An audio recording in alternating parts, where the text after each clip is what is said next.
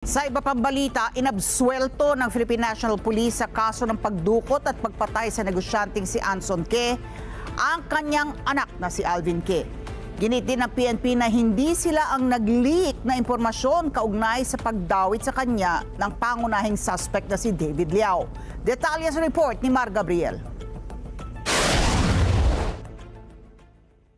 Nakatakdang amyendahan ng Philippine National Police ang reklamong inihain nila sa Department of Justice upang alisin ang pangalan ni Alvin Ke bilang respondent sa kaso.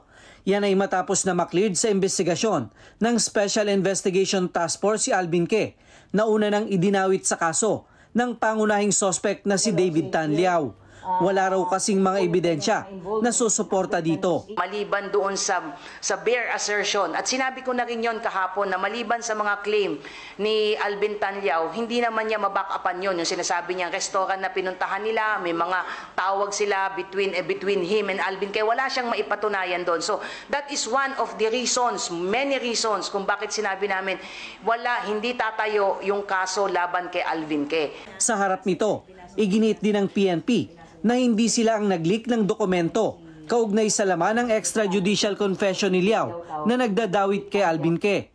Profesional daw ang PNP sa paghawak ng mga ebidensya at mga dokumento lalo na sa masisela na kaso.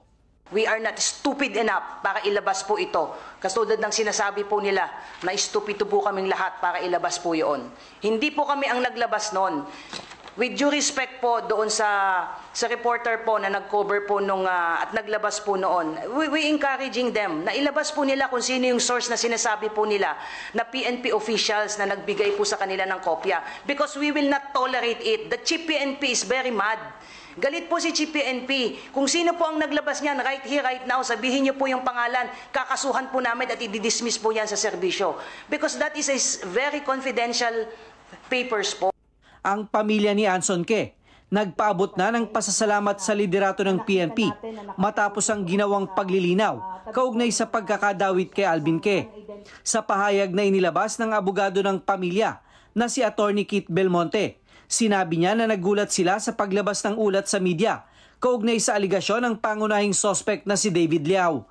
Ayon kay Belmonte, bukas ang komunikasyon nila sa task force at sa liderato ng PNP kaugnay sa mga development sa kaso base sa mga nakukuhang ebidensya. Mar Gabriel, para sa Mata ng Agila.